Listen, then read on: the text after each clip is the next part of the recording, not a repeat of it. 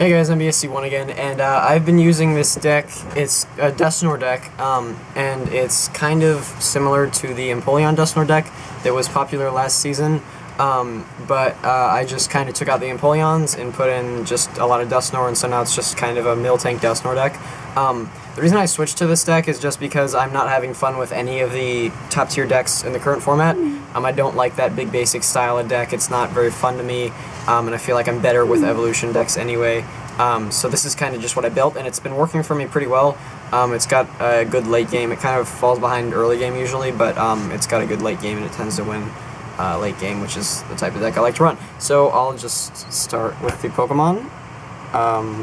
It seems like that, yeah. So for the Pokemon, just got 4 Miltank. There's a very thick evolution line in this deck, and Miltank is extremely powerful with its friends. Pun. But yeah, that's why we run 4. It's a really good attacker, low energy cost, very efficient and powerful. 1 Dusknoir with Shadow Void. The reason we have 1 with Shadow Void is just as kind of a tech, so that if you need to move damage from something and you don't want to have damage on it, you can use this. It's just like the 4th Dusknoir, and I figured you don't really need 4 Sinister Hand Dusknoir, so I figured I'd just put in 1 Shadow Void one. And then we have 3 of the other Dusknoir. I have all different hollows. I got the reverse hollow for this one, regular hollow for this one, and then this one is the like Galaxy hollow. You don't care. Anyway, I just have 3 of these Dusknoir because it basically makes the deck run. It's the stage 2 of the deck that makes it so Miltank can do more damage, and it's very good. Yeah, and then we have 1 Dusclops. This is just to help Dusknoir get into play. It's that little added boost, that little added consistency, which I find helps a lot, so I run 1. And then I run 4 Duskull. Duskull just evolves into Dusknoir. Obviously you're going to max out the count if you're going to run 4, 4, 4, or 4, 1, 4. And then we run 2 Chandelure. So this is kind of the attacker I went with to kind of go with Miltank. So Miltank is not enough, I noticed, so having 4 Miltank as your only attackers is just not enough, because you run out of those 4 Miltank, your opponent takes 4 knockouts, and then you just can't do anything. So I found it necessary to add in other attackers, and I originally had Virizion and Shaman to counter Seismitoad, but I realized I need something that attacks for low energy because I only have 7 energy in the deck, and I felt like Chandelure was a great option. You can also do Landorus, that could work as a good option, but the reason I like Chandelure is because it has good synergy with Dusknoir, because you can move a lot of damage to your opponent's Pokemon and then use Curse Drop to put 4 damage, or 3, or however many you need on that Pokemon to knock it out. So it works really well with Dusknoir, I figured, and Dark decks are lowering in popularity, so I figured Chandelure is pretty good, and it attacks for 1 energy, so that's why I have 2 of those. Basically, I just have it as another attacker. I have 1 Mewtwo. Mewtwo just does a lot of damage. It's good. That's it. Mewtwo's good. And then I have 1 Jirachi as my last Pokemon. This is just a very good card that helps me almost every game, actually, just to get out of supporter drains or grab the Lysander when I need it. So Jirachi's extremely good, and I honestly suggest it in pretty much every single deck.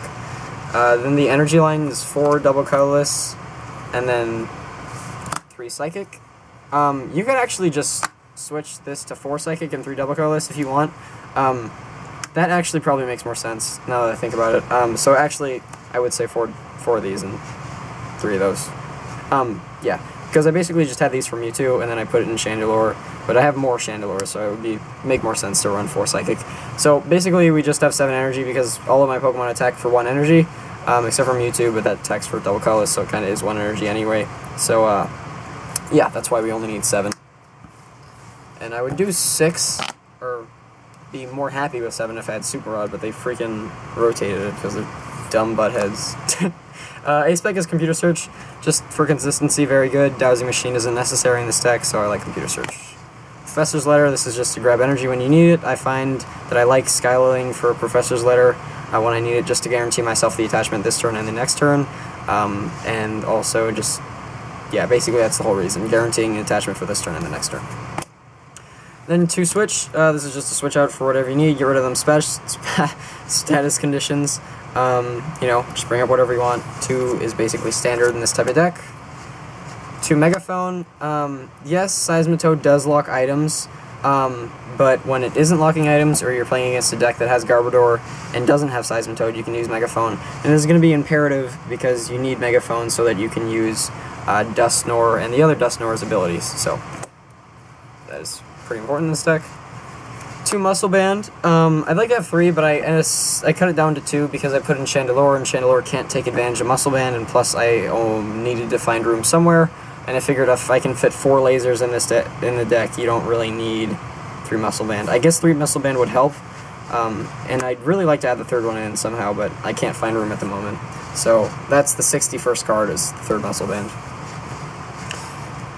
4 candies. This is just to get Dusknoir out ASAP, because that's what you need to do with this deck. You need to get it out as soon as possible so that you can make Miltank do as much damage as possible as early as you can. So that's why we have 4 candies, just for that super consistency.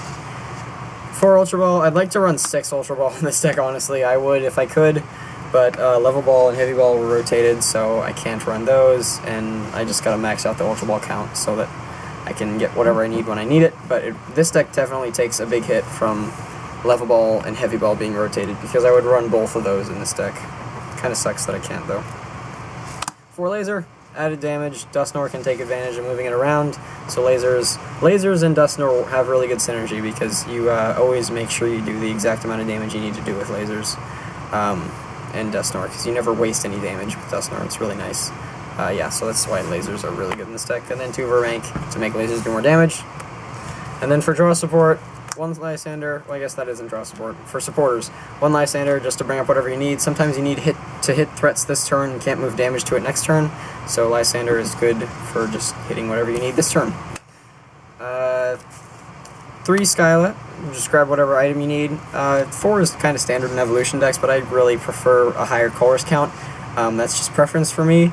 I guess I like to play a little bit more risky. It seems to pay off more of the time, in my opinion, but Skylight is very good, so I like 3.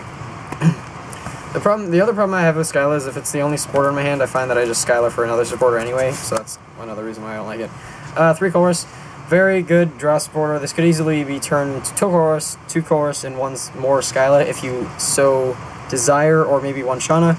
I find that with 3 Chorus, I do sometimes Chorus for low amounts, and I don't like that, but it is very powerful mid and late game, so I do run 3. But I definitely would not say it's a bad idea to switch to 2 and take this out for another draw supporter. But I just don't like many draw supporters in this deck besides N. 3 Juniper. Junipering away important cards can really hurt later in the game because you don't have anything to recycle those. There's no dowsing to recycle items. There's no Super Rod anymore because it got rotated, so you can't put back energy, and there's no Super Rod to put back Pokemon either, so really this could even be 2 Juniper, because it hurts really badly having to discard stuff like that early game, but just 3 for now. And then the best supporter in this deck, N is so good in this deck because you can have a ton of damage on board and just make it so you don't take prizes until the end, which is why I love Dusknoir so much. So you can pretty much draw the full 6 most of the game, while your opponent is getting less than 6 most of the game. So N is very good in this deck. And that, my friends, is the entire deck. It is very fun, in my opinion at least, and it kind of, it seems viable to me. It has a hard time against fighting decks with Garbodor sometimes, it seems like, but besides that, the deck seems to have pretty good matchups, at least even. I feel like it's the type of deck that you can take advantage of with more, if you have more skill and you can think more. It definitely, yeah, basically you can just make your matchups that would be 50-50 more in your favor just by being a better player and searching to see what's prized and just thinking 2 turns ahead and things like that. And that's why I like these type of decks, because I'm the type of player that does that. So yeah, I'm going to stop it here. I think I'm almost at 10 minutes. So thanks for watching. Like if you like the video, comment if you want to tell me something, and subscribe if you want to see more of my videos.